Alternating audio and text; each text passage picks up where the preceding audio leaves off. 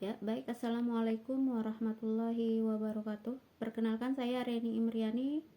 Saya pemateri pertama dari kelompok 2. Yang akan saya jelaskan di sini adalah yaitu yang bagian A, yaitu keterampilan berpikir. Jadi Lawson dalam Anjarsari 2014 mengatakan the ability to do something well, yang artinya adalah kemampuan untuk mengerjakan atau melakukan sesuatu dengan baik. Artinya di sini ada 3 poin yang harus diperhatikan dalam keterampilan berpikir itu sendiri. Yang pertama adalah mengetahui apa yang akan dilakukan. Yang kedua adalah bagaimana atau kapan melakukan hal tersebut. Yang ketiga adalah bagaimana cara melakukan sesuatu tersebut. Nah, dalam hal ini diartikan bahwa keterampilan berpikir seseorang atau seseorang akan terampil dalam mengerjakan sesuatu apabila mengetahui langkah dan prosedur pada saat mengerjakannya atau melakukan hal tersebut. Dalam Anjarsari lagi 2014 juga menjelaskan keterampilan berpikir dikatakan sebagai keterampilan yang menggabungkan sikap, pengetahuan, dan keterampilan yang memungkinkan seseorang untuk membentuk lingkungannya agar lebih efektif.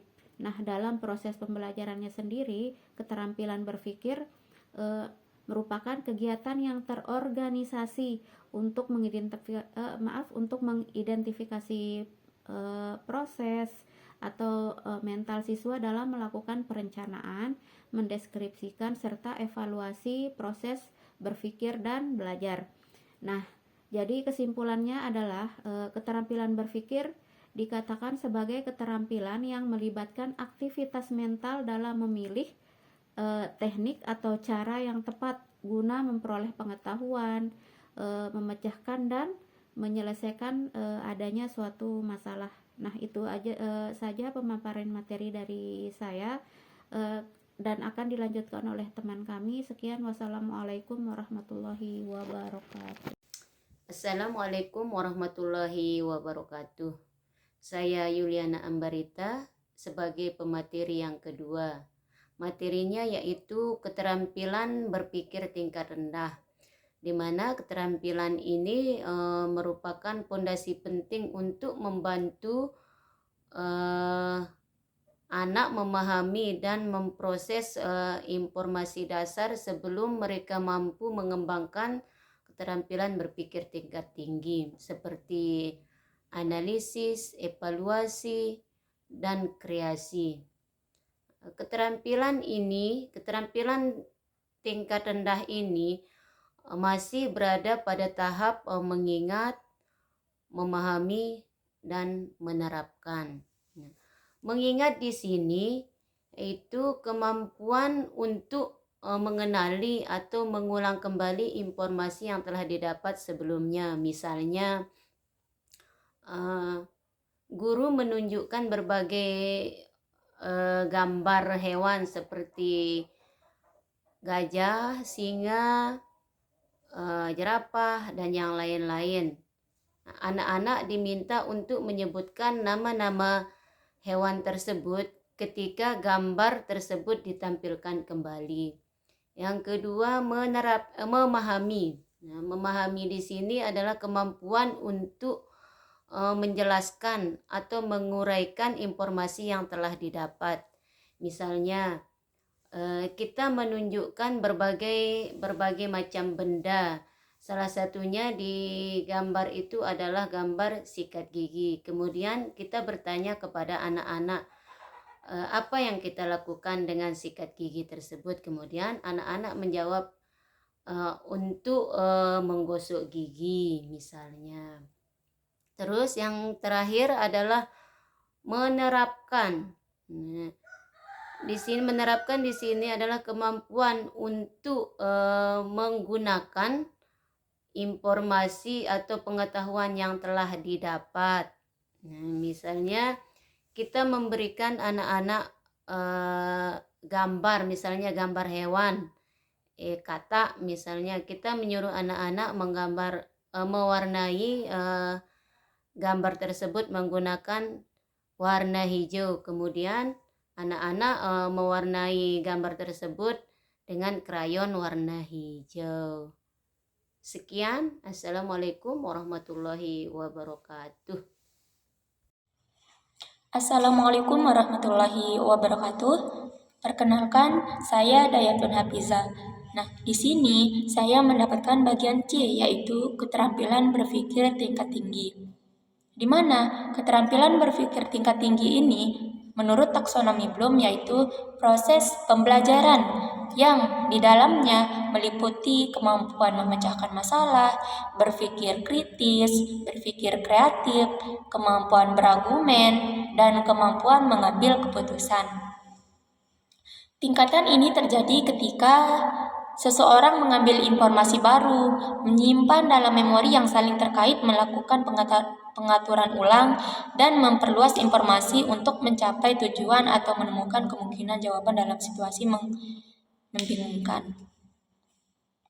Nah, keterampilan berpikir ini dibagi menjadi dua, yaitu berpikir tingkat rendah dan berpikir tingkat tinggi.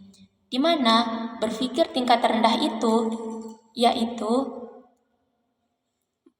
kemampuan mengingat, memahami, dan mengaplikasikan.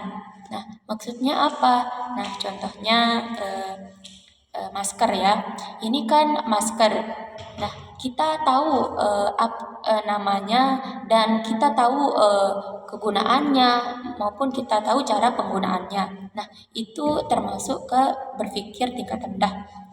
Kita gitu masih di tahap berpikir tingkat rendah karena kita hanya tahu namanya dan manfaat masker ini dan cara pemakaian dari masker ini. Sedangkan berpikir tingkat tinggi itu yaitu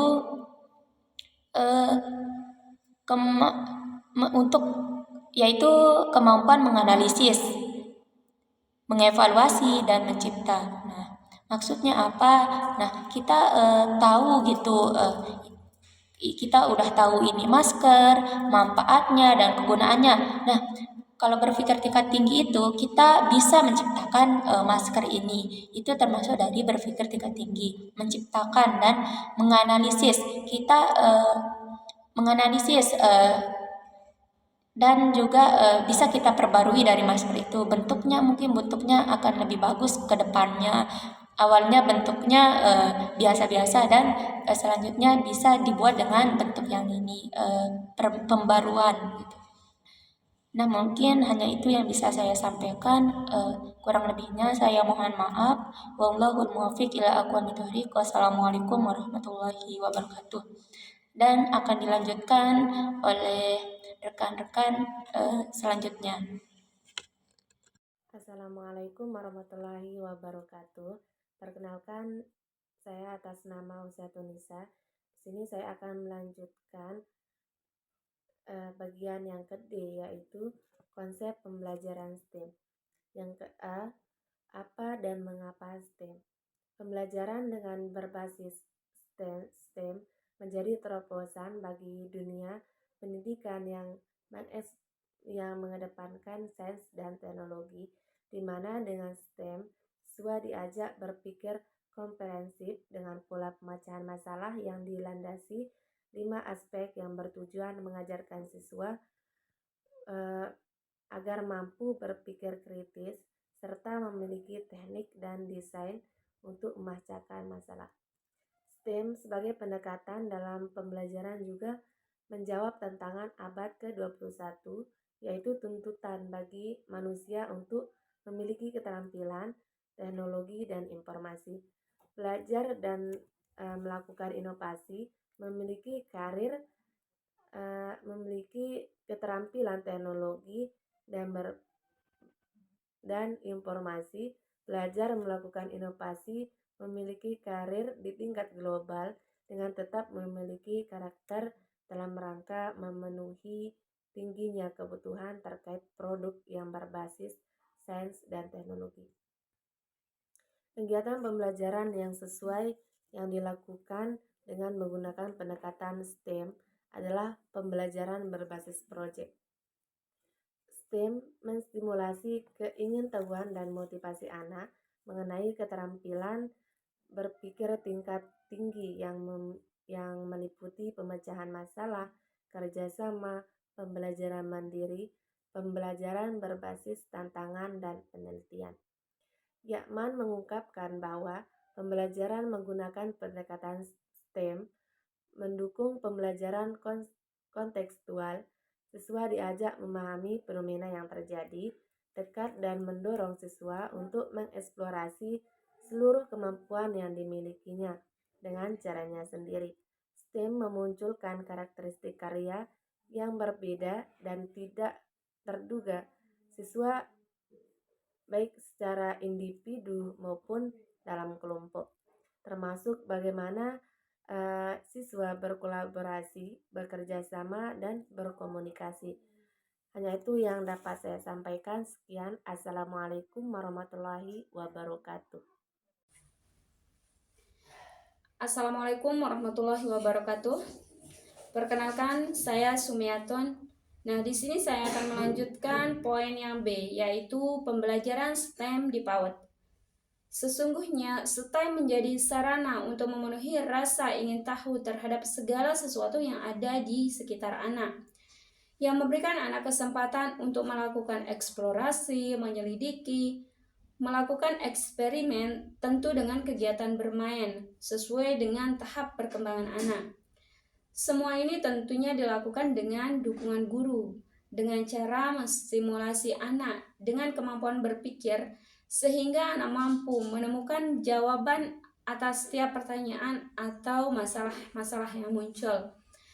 Dari hal tersebut di atas, Yulianti S. 2020 menjelaskan prinsip yang ada pada pembelajaran STEM, yaitu 1.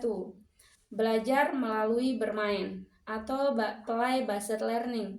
Yang kedua di sini berkaitan dengan kehidupan nyata anak.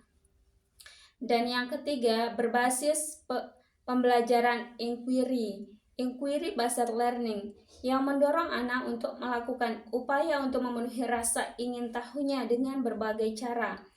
Yang keempat, melekat pada kurikulum yang responsif terhadap kebutuhan dan minat anak, responsive emergence kurikulum.